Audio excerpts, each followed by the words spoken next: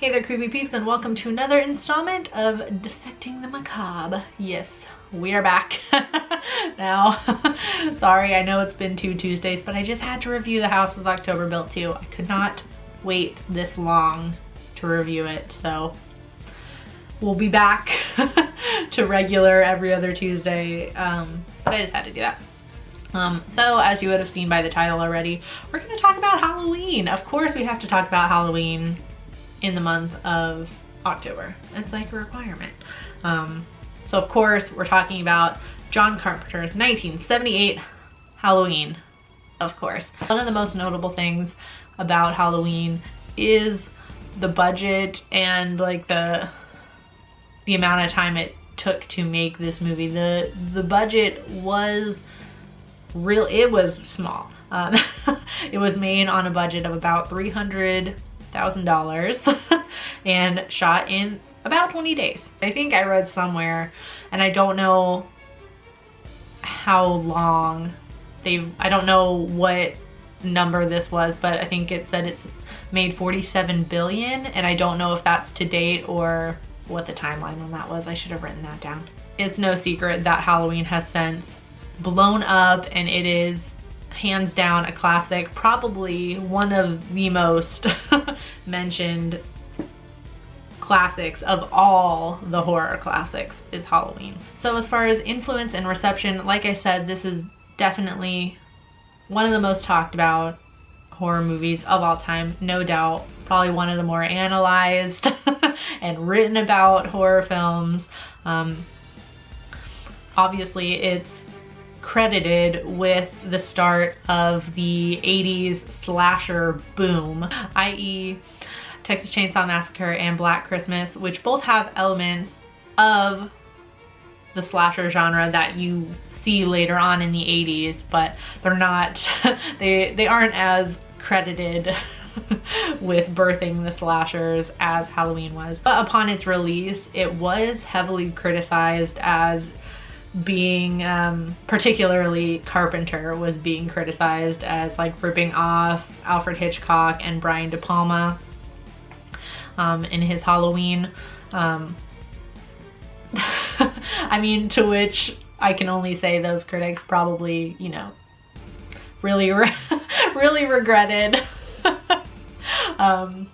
what they wrote now. And I hate when people, sorry, I'm going off on a tangent, but I hate when people say stuff like that, like, oh, you know, this is obviously like a Hitchcockian thing, or obviously this is like something that De Palma does in his work. Like, come on, people, like, everyone is influenced by something or some groups or some movement or something. Like, I mean, does anything really come from nothing? I don't think so. Anyways, so back to the video. But since all of that, Michael Myers has hands down become a household name, and I've said that about like every single every single movie in Dissecting the Macabre so far, but I mean, I'm getting all the big ones, I'm hitting all the really big ones first.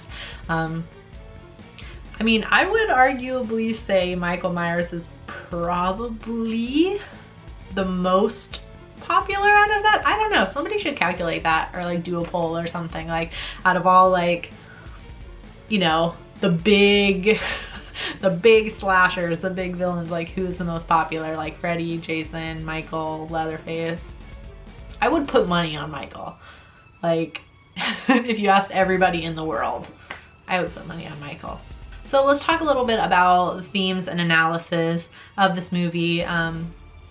Little side note, like I said, I am gonna play with the format of these videos a little bit until I find something that I think works. So trying out a new little section here that kind of speaks to my film studies student heart a little bit. So of course we got to talk about what elements of Halloween made it so influential, especially to the slasher genre. It really popularized the idea of promiscuity and not doing what you're supposed to equals you die. So obviously a lot of filmmakers in the 80s were influenced by the fact that Lori, played by Jamie Lee Curtis, is stuck babysitting the whole night in the movie. So she's not out having sex with a boy, she's not drinking, she's not smoking, anything like that. And that's why she survives, as opposed to her friends who are, you know, they're partying, they're drinking, they're having premarital sex, and that's that's why they die. Which, interestingly enough, if you watch the commentary on Halloween, like on the DVD or anything like that, at least the one I own, if you read any interviews from the filmmakers of that, that was not the intention of the movie at all. I just find that interesting that everybody kind of jumped on that and ran with that idea when that wasn't the the point of Halloween. Not saying that they're wrong or anything, everyone's entitled to their opinion, and they certainly have proof. You can point to specific scenes in the movie that, you know, that support your idea. But that wasn't the intent at all, so I thought that was interesting. Personally, I like the idea of the absence of parents or even just adults in the movie at all. And I think, at least to me, that's more the point of the movie. And that's another idea that the slashers of the 80s also took and ran with. If you look at any kind of teen slasher, there's not really an adult influence, for obvious reasons. You couldn't have those sex and drinking scenes with adults standing around. But I always like focused on that a little bit more when watching the movie. In particular, looking at Jamie Lee's character. She's taking on a motherly role a little bit because she's the one stuck babysitting. So she's the one that's looking out for the kids, and in looking out for the kids, she's able to see the dangers around her, even though it takes her a little while to notice that something is going horribly, horribly wrong. But she's able to see that because she has taken on that kind of motherly role, that guardian figure. And that's, you know, that's kind of the scary point of the movie. The rest of the kids don't have, oops, sorry about my dogs. The other kids don't have that parental supervision or that guidance, and that's why they're killed. And that's at least what I take away from the movie. Make of it what you will, though. I feel weird saying if you've seen Halloween. Let me know your thoughts on the comment section.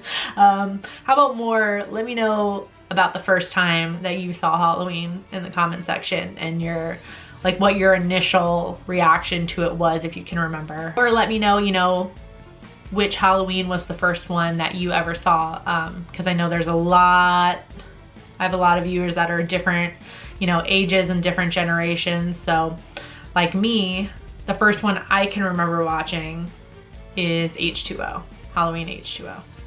And I'm probably gonna get so much shit for that in the comment section. I can't help it that it was the first one that I saw. Doesn't mean I haven't seen all the other ones since then. It's just, that was just the first one I saw. But yeah, so let me know about all that stuff in the comment section down below. If you enjoyed the video, please give it a thumbs up and subscribe if you're new here and become a Creepy Peep today. Regularly, I post videos Monday through Friday, and every single day this month for Shocktober, I'm posting a movie review every day. Thank you for watching, and until next time, stay strange.